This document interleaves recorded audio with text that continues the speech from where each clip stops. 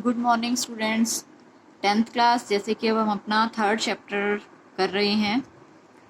दो चर वाले रैखिक समीकरण सॉल्व करना सीख रहे हैं। हमने 3 मेथड ऑलरेडी कर लिए हैं। ग्राफ की विधि कर ली है और विलोपन विधि कर ली, प्रतिस्थापन विधि कर ली है। अब हमारा लास्ट मेथड आ रहा है आज, ब्रज गुणन विधि, या इसको इंग्लिश में हम बोलते हैं क्रॉस मल्टीप्लिकेशन मेथड। तो स्टूडेंट, आपको अब किसी भी मेथड से आप सॉल्व कर सकते हैं अगर एग्जाम में आपको नहीं देते हैं, जो आपको इजी लगता है। लेकिन जैसे कि मैं आपको पहले ही बता चुकी हूँ कि इसका जो एलिमिनेशन मेथड है या विलोपन विधि है वो बहुत ही इजी है। अगर आपको कुछ भी नहीं कहते हैं तो आप उसी से सॉल्व कीजिए, बहुत अच्छा रहेगा सब आपके लिए। तो देखिए, अब आपको क्या करना है इन क्वेश्चंस में। पहले आपको ये देखना है कि इन क्वेश्चन का अद्वितीय हल है या नहीं है। अगर है तो ब्रज गुणन विधि से हल ज्ञात करना है। तो देखिए स्टूडेंट, अद्वितीय हल के लिए आप क्या किया करते थे, a1 bye a2 b1 bye b2 बराबर नहीं होने चाहिए, ये होता था। तो a1 और a2 क्या होते हैं, ये x के साथ जो गुणांक है या कोफिशिएंट है। जैसे ये आएगा 2/3 और ये आ जाएगा जो y के साथ है 1/2, जो कि बराबर नहीं है। अगर बराबर नहीं है तो अद्वितीय हल होता था। हमने ये पूरी टेबल की थी सेकंड एक्सरसाइज में। तो देखिए, अद्वितीय हल है तो आपको इसको क्या करना है, ब्रज गुणन विधि से सॉल्व करना है। तो कैसे करेंगे सॉल्व स्टूडेंट, देखिए ये पहले आपको एक तरफ ले आने हैं सारे। जैसे 5 इधर ले आएंगे, 8 इधर ले आएंगे, तो इनके निशान बदल जाएंगे। अब देखिए, अद्वितीय हल है, हम आगे कर रहे हैं। तो आप देखिए पहले क्या लिखेंगे स्टूडेंट, ऊपर लिखेंगे यहाँ पर x, यहाँ y, यहाँ 1। ध्यान से देखिएगा कैसे कर रहे हैं हम। अब आपको आगे क्या करना है, जहां पे आपने x लिखा है पहले, अब x वाली रकम आप छुपा लीजिए। अब इसके जो गुणांक हैं वो आपको इधर लिखने हैं। जैसे x के साथ वाली रकम हमने छुपा ली, जो y के साथ गुणांक है वो है 1, 2 और इसके बाद है -5 और -8। तो ये आपने लिखने हैं 1, 2 एंड -5, -8। अब y के साथ वाले लिखने हैं स्टूडेंट, तो y के साथ वाले आप लिखेंगे, अब छुपा लेंगे इसको, ये दोनों लिखेंगे, बट हम ये पहले से लिखा हुआ है तो जो बच गया 2, 3 वो आप यहाँ पर लिख देंगे। अब आता है नेक्स्ट, एक बार इसको छुपाना है, एक बार इसको ऐसे करके करना है। तो देखिए अब हम इसको छुपा लेंगे, अब बाकी लिखेंगे 2, 3 पहले से ही यहाँ पर देखिए लिखा हुआ है। अब 1, 2 ये आप और लिख दीजिएगा। तो पहले आपको इस तरह से लिखना है। अब इसको ब्रज गुणन यानी इसको क्रॉस मल्टीप्लाई आपको करना है। तो देखिए कैसे, यहाँ आप लिखेंगे ऊपर x y 1, बीच में लगा दीजिए बराबर के निशान और नीचे बटे के निशान। तो देखिए अब आप इनको क्या करेंगे, आर पार गुणा। तो देखिए जैसे ये पहला है, इसको आर पार गुणा करेंगे पहले इस साइड से, -8 और ये क्या आ जाएगा -10। लेकिन एक बीच में माइनस का निशान लगाते हैं हम, निशान बदल देते हैं, मतलब जो निशान आएगा इस तरफ उसका निशान बदल देंगे, तो ये आ जाएगा 10। अब नेक्स्ट आते हैं -15 और ऐसे ही ये हो जाएगा -16, लेकिन निशान बदल के आप लिखेंगे +16। अब आ जाते हैं एक के नीचे, मतलब तीनों की करनी है, एक बार इनकी, ऐसे ही नेक्स्ट इनकी, अब इनकी। अब देखिए लास्ट 2 दूनी 4 और 3 एकम 3, निशान बदल देंगे, -3 आ जाएगा। तो अब x के नीचे क्या आया, x के नीचे आया 2, y के नीचे आया 1 और यहाँ पे 1/1 1 ही आ जाएगा। अब आप क्या लेंगे, सारे बराबर हैं, x/2 बराबर ले लेंगे 1 और ऐसे ही y/1 बराबर 1, मतलब एक बार ये दोनों बराबर, पहला और तीसरा, फिर ये दोनों। तो यहाँ से x का मान आया r पर गुणा करके 2 और y का 1।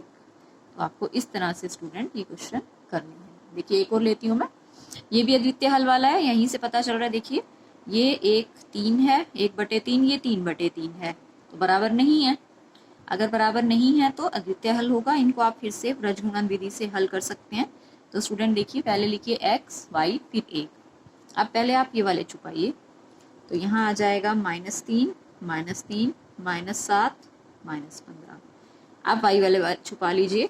अब ये पहले से लिखा हुआ है तो इसके साथ ये और आ जाएगा 1 और 3। अब ये छुपा लीजिए, 1 और 3 पहले से लिखा हुआ है, -3, -3। तो इस तरह से आपने ये लिखना है।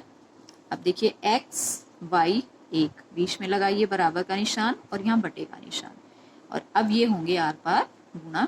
इस तरह से आपको करना है। तो देखिए 15 दिया 45 और 7 तिया 21, माइनस माइनस प्लस हो जाएगा, लेकिन यहाँ बीच में निशान बदल के लिखा जाता है। ऐसे अब y वाले 7 तिया 21, 15 एकम 15, ये माइनस माइनस प्लस हो जाएगा। ऐसे ही 3 एकम 3 और ये 3 तिया 9, ये प्लस का आ जाएगा।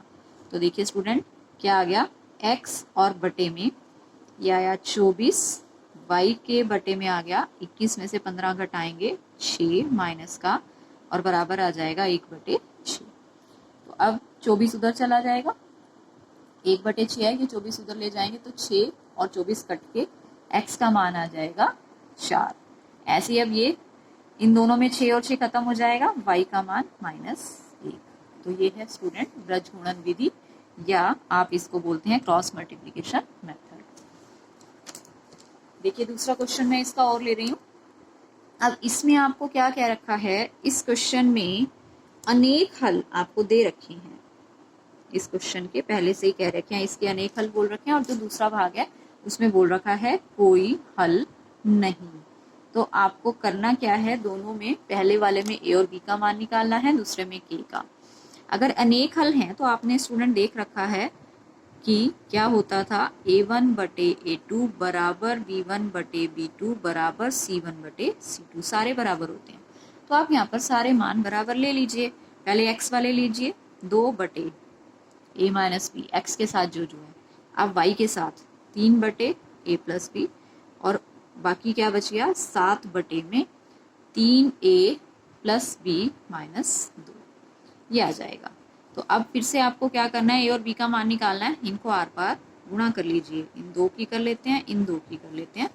तो देखिए क्या आ जाएगा, यहाँ से 2a + 2b आर पार गुणा किया, ये आया 3a - 3b। सबको एक तरफ ले जाइए, या a वाली रकम एक तरफ, b वाली एक तरफ। a वाली उधर ले जाएंगे, उधर जाके माइनस, तो 3a में से 2a गया एक बार, ये 3b इधर ले आएंगे, ये 5b। तो एक समीकरण हमारा ये आ चुका है। अब हम कर रहे हैं इनको क्रॉस मल्टीप्लाई, पीछे वाले 2 को। तो 3 से करेंगे पहले, 3 तिया 9a + 3b - 6। अब 7 से करेंगे, 7a + 7b। सब एक तरफ ले आइए, a वाली रकम एक तरफ ला रहे हैं, 9a में से 7a गया 2a, 3b को उधर लेके जा रहे हैं, -6 यहीं कहीं, इस 3b को उधर ले जाएं तो 7b में से 3b गया 4b।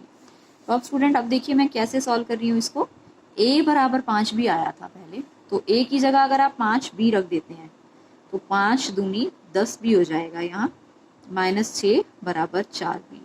तो b वाली रकम इधर, 6b -6 बराबर 0, यानी 6b बराबर 6, b का मान आ गया 1 के बराबर, और b का मान आप इधर रखेंगे तो a आ जाएगा 5। आपको ये कहा था अनेक हल हैं, शुरू में दे रखा था अनेक हल हैं, तो आप सारे a1/a2, b1/b2, c1/c2, यानी x के जो गुणांक हैं, y के हैं, और जो कांस्टेंट हैं उनको आपने इक्वल रख दिया, और इसको हमने सॉल्व किया है क्रॉस मल्टीप्लिकेशन मेथड से। अब इन्होंने कहा है कोई हल नहीं है।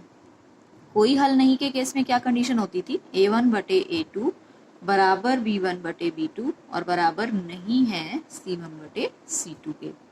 तो देखिए स्टूडेंट अब आप क्या कर रहे हैं, फिर से आप ये सारे रख लीजिए, 2/3 x वाली रकम है 2 के -1, और यहाँ y के साथ है 1 और k -1 बराबर जो बच गया 2 के +1।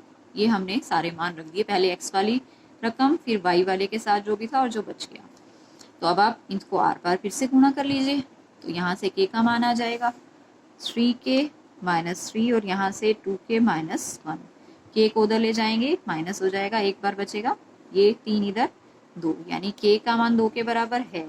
इसको भी आर पार गुणा कर लेते हैं, यहाँ से आ जाएगा 2k + 1 बराबर नहीं है k -1, k इधर ले आएंगे, एक बार k बचेगा, और ये वाला k एक उधर ले जाएंगे तो माइनस का हो जाएगा, यानी ये आ जाएगा। तो k का मान 2 के बराबर है पर -2 के बराबर नहीं आएगा।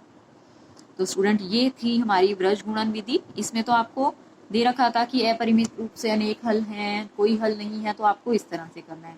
बाकी ब्रज गुणन विधि जो मैंने आपको पहले बताई है उस तरीके से आपको क्वेश्चन करने हैं, जो क्वेश्चन नंबर 1 में बताया है, ये हमने दूसरा क्वेश्चन किया है। तो आज के लिए हम इतना ही करेंगे, आज आप इतना ही कंप्लीट कीजिए। Thank you so much.